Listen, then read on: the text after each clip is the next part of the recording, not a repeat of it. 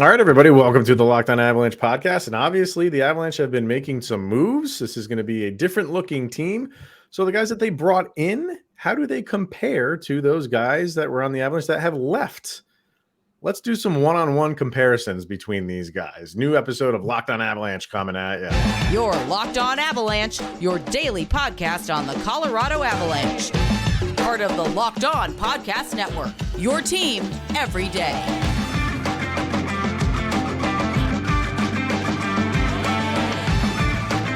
All right, everybody, welcome to another episode of Locked On Avalanche. We are part of the Locked On Podcast Network, your team every day. I'm your host, Chris Maselli. With me, as always, Mr. Shaggy Von Doom, Kyle Sullivan. Thank you for tuning in and making it your first listen of the day. That is always appreciated. Make sure to follow us on our social media outlets, LOPN_Avalanche on Twitter, Locked On Avalanche on Instagram. Questions, comments, concerns, and opinions, lockedonavalanche@gmail.com. And follow us on our YouTube channel over on YouTube. Hit subscribe, get notified when a new show goes live. Definitely subscribe to our subtext. Link to that is in the show notes below. And when you subscribe to that, you chat with Kyle and I one-on-one. All right, sir. You can check our rundown. A pretty fun question that we got from our an Instagram follower. Yeah, that Space Jam one right there. So we're going to get to that a little bit later. But where we're going to start today, sir, like I said, like new players in and old players out. And that's kind of how we thought it was going to go for this offseason for the Avs. So why not do some comparisons for the players that came in? How do they compare with that position and that counterpart of the player who left? And there's a lot more. If you're watching on YouTube, we're going to throw up, if you follow JFresh on Twitter, I don't know if he's on Instagram, but I know he's on Twitter. He's one of those analytic guys, and he puts up those analytic cards all the time for all like different players. We're going to throw those up. Those don't tell the entire story, but they tell a pretty good story of kind of stats where players fall in a certain percentile in a percentage. So it just gives you like kind of like a good base and a good summary of an individual player. So we're going to put those up and compare the player they brought in to the player that is no longer with us. So I mean, you can't argue with this. I just saw the new Indiana Jones movie, and basically all of reality comes down to math. So let's use math to figure this out. Is that what that movie is? The movie's about math? You'll see.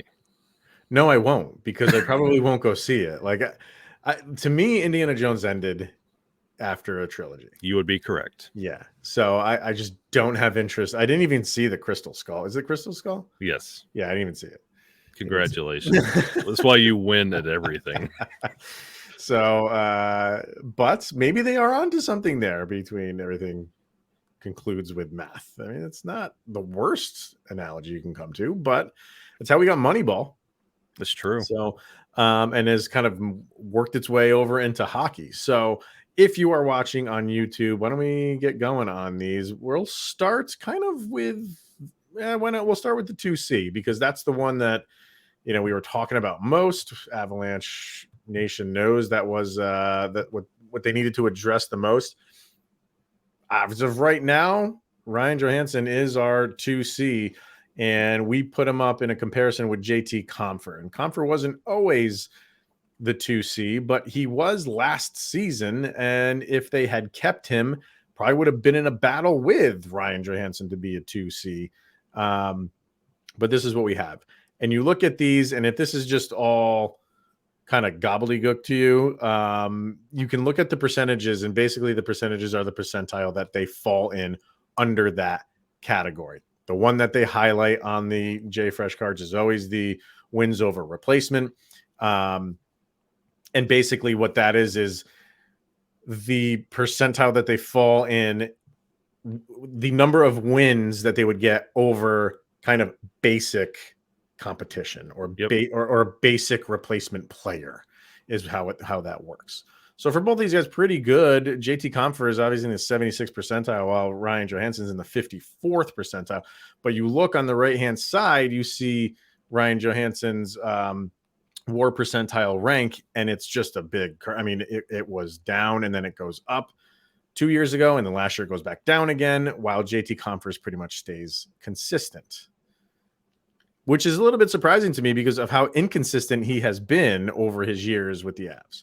Yeah, and we talked about with Ryan Johansen coming off that injury, you would think that has something to do with that break in Ryan Johansen. And we also talked, the everydayers know, how we really had we sung the praises of JT Compher last year, which is he wasn't a contract year, but he really had a good, solid year. And you can kind of see that also reflected in that. So when you're also looking at these numbers, you're having to play a little bit of a projected long game with Ryan Johansen because that injury, you know what he could do. He could post 60 to 70 point seasons, but he alternates those. Yeah. He'll dip back down to that 30 point season and you're kind of scratching your head. And you can see with all the WAR percentages that it reflects in that. Yeah. And, I don't want to just get too analytical here because I know that turns like some people off, but I think there is like some importance to it. And, some things just, some is a feeling that you get, and feelings don't come across in analytics or anything like that. But the things that I like to look at when you look at these cards are, you see the G60, which is goals per 60, and that is goals per 60 minutes of ice time that they play. It's not goals per game, obviously. And you look at that, and JT Compher has the edge there pretty significantly, almost a double. Then you go over and you look at like the competition, and that is who they're playing against. And you look at like the teammates, and that's who they're playing with. Obviously, the teammates are kind of equal, so because they're usually playing on top 6 lines, and the competition is about equal too. So they're kind of an equal partner in where they play and who they play against as far as competition, who they play with, and your goals per 60 leans towards JT Compher. I shouldn't say leans; it's pretty heavily towards JT Compher. And the same thing with assists per 60. JT Compher has the advantage there. So kind of just looking at this and the analytical part of it is you would have to give it to JT Compher, but here's the big but. JT Compher's not on the Avalanche anymore. Ryan Johansen is. So you have to put that into account. Did JT Compher benefit from playing with the Avalanche, and can Johansen come in and kind of just fill in nicely and get that production that JT Compher was when he was playing on the Avs? We don't know that yet, but that is the one outlier that you don't know, because obviously these guys have now changed teams. Yeah, and now you're taking that gamble on what form of Ryan Johansen are the Avalanche acquiring? Are they getting that 60, 70 point per game guy?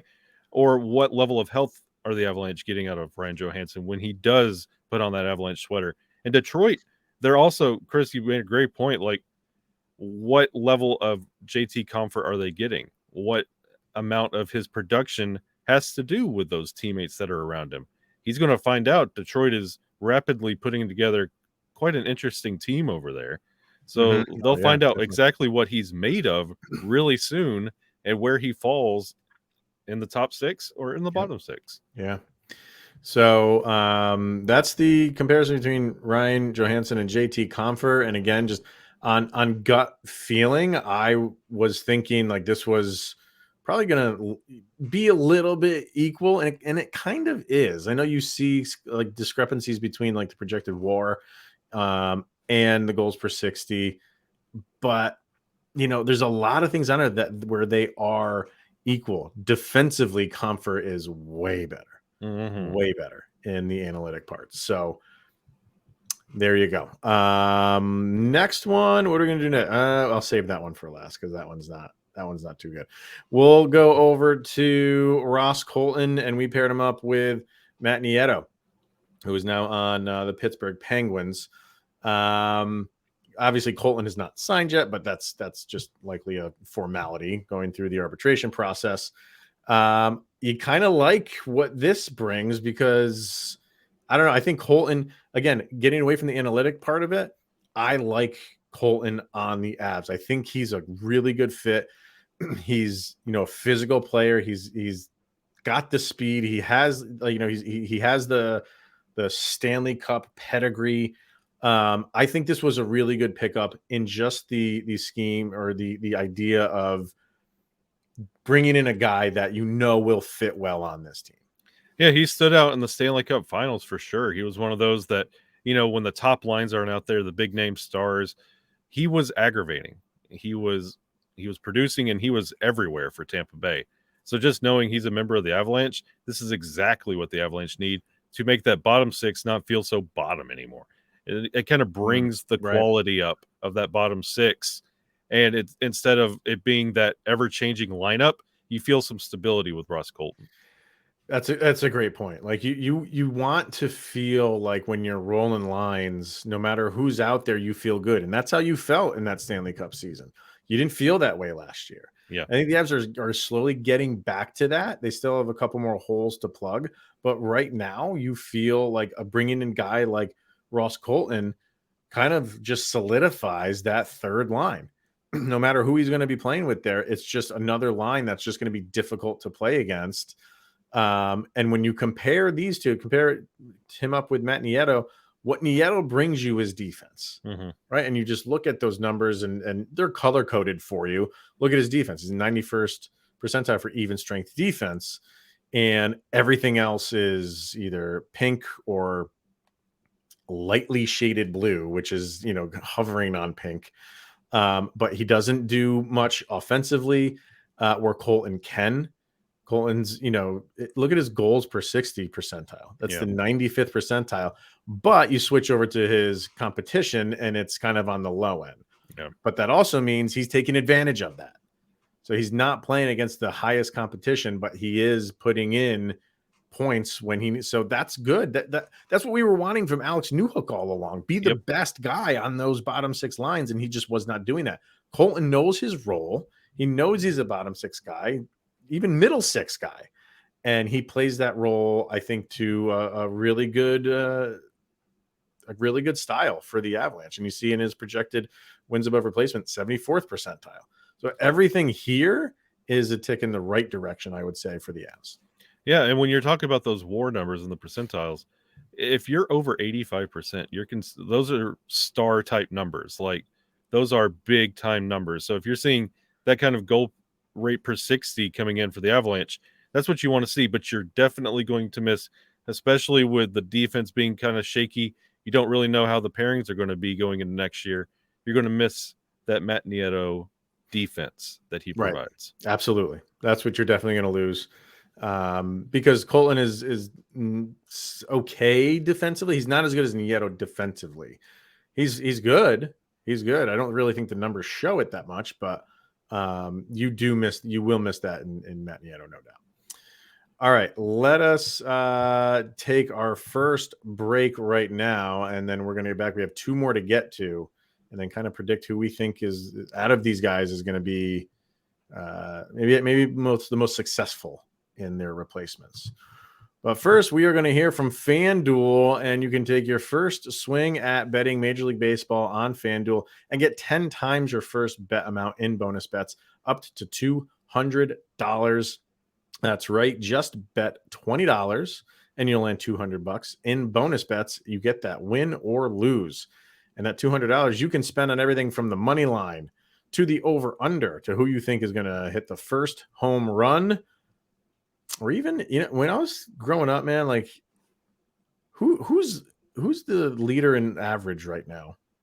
Average? It's I believe he's a guy for the Marlins. Yeah. And what's he hitting? No, he's putting up like 400. He's over 400 this year. See, that's what I was saying.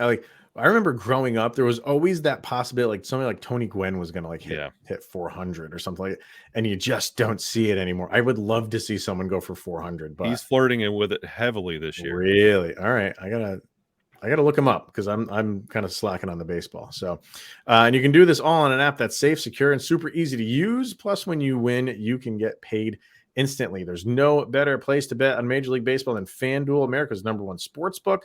So sign up today and visit FanDuel.com/lockedon to get up to $200 in bonus bets. That's FanDuel.com/lockedon. FanDuel, the official partner of Major League Baseball. All right, let's jump back into it. We are going to get to Miles Wood and Alex Newhook. And this is surprisingly a little bit more from the analytical side of things, a little bit tighter than I really anticipated it to be, mainly because we just, we really kind of focusing on Alex Newhook not producing, and that shows in this card. But compared to Miles Wood, this is one where I'm like, okay, I really hope the Avalanche effect just plays a part here for Miles Wood, because really these two cards are pretty similar between these two guys. I will say, from keeping up with New Jersey, this is another, like everything we mentioned for Johansen, Miles Wood also had nagging injuries. So you can also have hip thing, right? Yes. Yeah. And that's something that it bothers you for a while.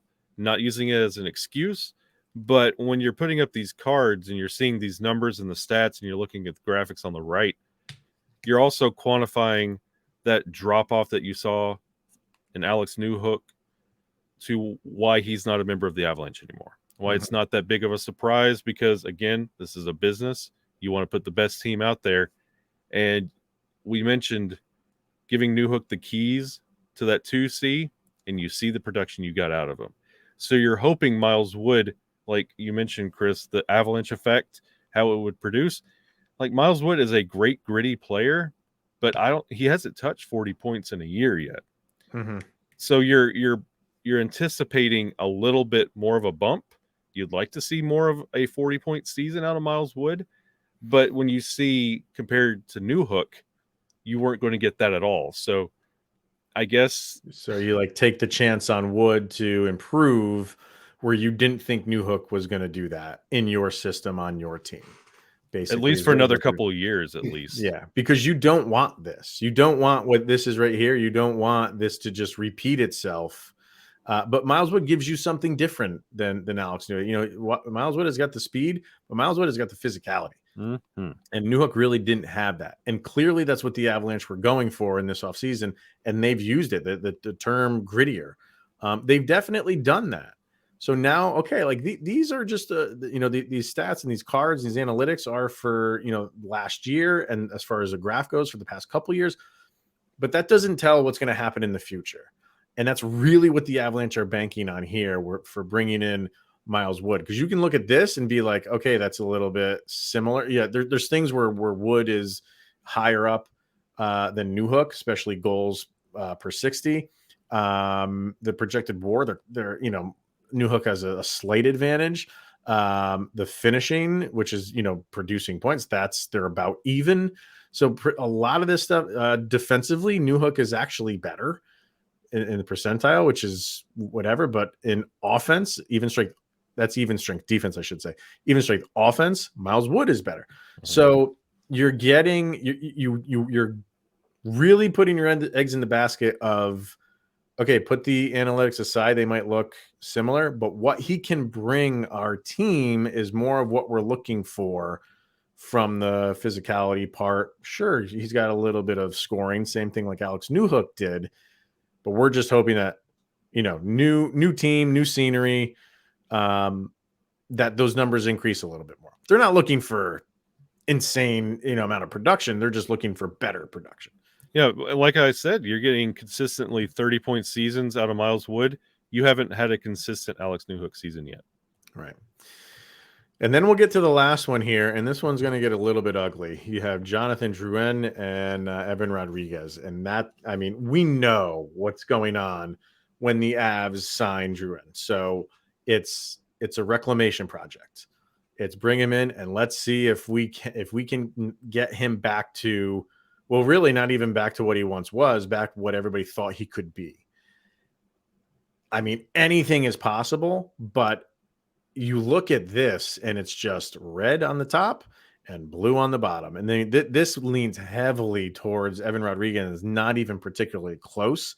It doesn't surprise me, but my God, Jonathan Drouin has a lot to prove if he is going to kind of slot in and kind of be that Evan Rodrigues replacement, and he's got 1 year to do it. This is where it's like, okay, this is you are taking a big risk here. There's a risk reward factor, obviously, but you knew what you had in Evan Rodrigues, and they just, for some reason, didn't want to give him what he signed for in Florida, which I think was affordable. And they went the Drouin route. When you look at this, you have to question why they didn't. Yeah, and I love that you said that Drouin has something to prove, and we stack him up against Evan Rodrigues, who has spent a career proving what he can do everywhere he goes. And when you look at these numbers, 92% even strength offense, 99, the holy hockey number, 99 on even strength defense. Yeah. That puts you at superstar level against your replacement. You're irreplaceable with those numbers, and the Avalanche are going to do it with a gamble. Yeah. Love the offseason. It's a big gamble. I mean, everything is tilted in the direction of Evan Rodrigues here. So, and that's no surprise. There's nobody should be looking at this being like, oh my God, I think it was like, I thought it'd be a lot closer. What would make you think that? So nothing would. So yeah, this is the one. I mean, between these four, right? So this one, you have one that leans heavily towards the guy leaving. Between Ross Colton and Matt Nieto, I would say that's one for the guys coming in. Mm-hmm. Between Miles Wood and Alex Newhook, what do you, maybe a push there? Yeah. And then for Ryan Johansen and JT Compher, probably leans a little bit towards JT Compher. So between four of them, I think one you win outright with Colton. Two of them you probably lose with JT Compher and definitely Evan Rodrigues, and one you tied on. Yeah. And again, this is okay. We're not taking into the equation the Avalanche effect, which is by no means guaranteed, but we've done it before. This team has done it before, where you bring in guys and they just seem to be able to turn them around. They're gonna have to do that on a couple of accounts for this. Yeah. I mean, I like the guys that they brought in, but this is by no means a guarantee that all these guys are going to work out or be better than the ones who they are replacing. There's a reason why the Avalanche were able to make these moves in the offseason, because of the seasons these four individuals had. They were not the best, and they were okay to be let go in trades or in a signing. This last one with Drouin, it's the name alone that excites people, but when you look at numbers like this and you look at the WAR percentages, it's a huge gamble, and then you look at the teammates around him, you think it could be a possibility, but stats like this and analytics like this make it easier for everybody to temper expectations. We're not going to award the cup yet. We got another job to do this season. Mm-hmm. And you can really see that. I mean, your top guys are your top guys, and they're the ones that carry you, right? Like that we're fine. It's these moves that they decided to go this route. You just have to wait and see if it pays off. And we there's a lot of Avalanche fans, like, there's reason to believe why it would work. Mm-hmm. But that's, again, by no means a guarantee. So it's a wait and see. We just have to get the season underway and see how this thing goes. So, all right.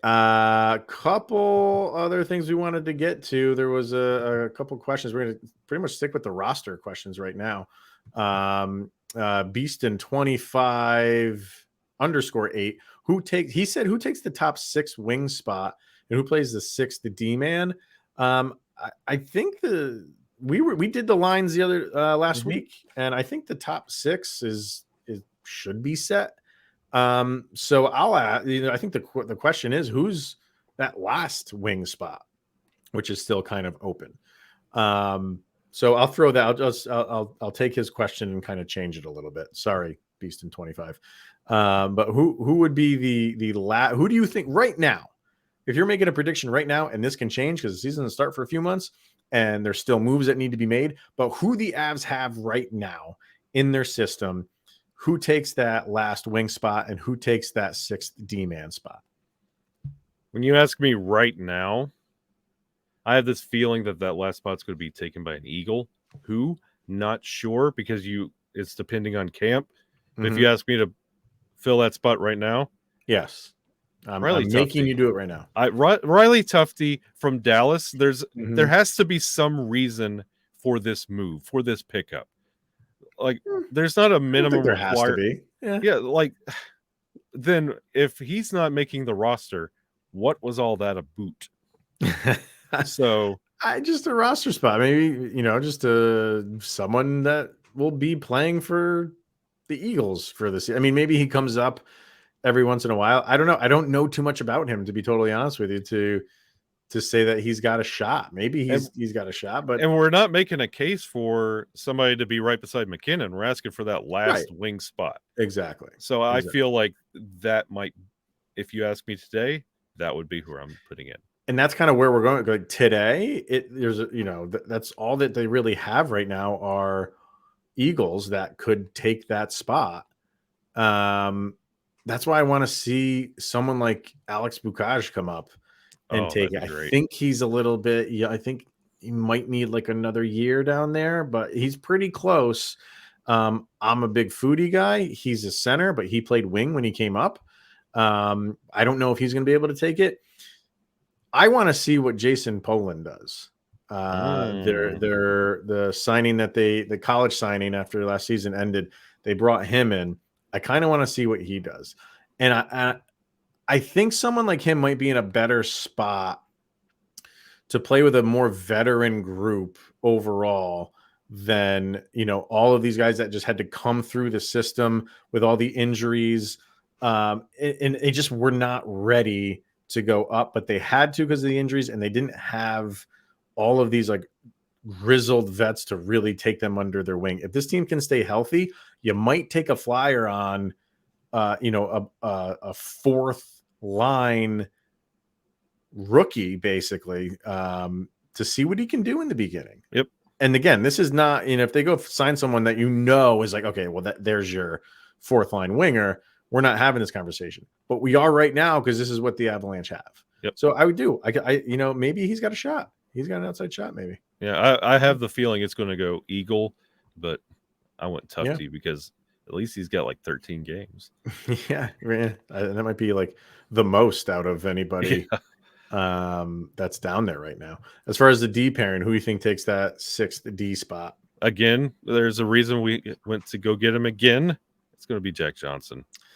They just seem to love him, right? So you would have to say he's got the inside track on it. Why would they bring him back for any other reason other than that? But because I went with Jason Poland for, the youngster, I'll do it again on the defensive end. And I genuinely think Poland is like, that'd be fun to see it. I genuinely think Sam Malinsky's got a shot here at taking the spot. You're on the case, Malinsky. I really do. And we'll maybe not to start the season. Maybe the Avalanche want Jack Johnson there to start the season because they know what they're going to get with him. But I just feel like as the season goes on, he might be a healthy scratch a couple times. And then they either go the Curtis McDermott route or they see what they got in Malinsky. So I'm going the two youngsters for those last two spots. Why not? Let's do it. All right. That's going to wrap it up for today, everybody. So fire away in the comments section. I know if there's too much information on those stat cards, but they do a pretty good job of just kind of summarizing what's going on with the players going out and players coming in. So what do you think? We'll see how it goes, but we'll have, if anything happens, I mean, I've been pretty quiet the past few days, or almost over a week now. Yeah. So maybe something is on the horizon that they bring somebody in and fill these roles. We shall see. We didn't get to the Space Jam question, so should we hold off on that, or should we answer it now? You know what? If you want to hear about Space Jam, Give us your roster. We'll give you ours tomorrow. There you go. That's what the question was. What is your Space Jam? Who's your centerpiece and who's your top line? So answer that, and then we'll read those questions or read those answers, and we'll put in ours that'll be for tomorrow's episode. Good idea. All right, everyone. That is going to wrap it up for today. Thank you for tuning in and making this your first listen of the day. Always appreciated. He is Mr. Shaggy Von Doom, Kyle Sullivan. I am Chris Maselli, and this is the Locked On Avalanche podcast. Get those Space Jam lines in. We'll do that tomorrow.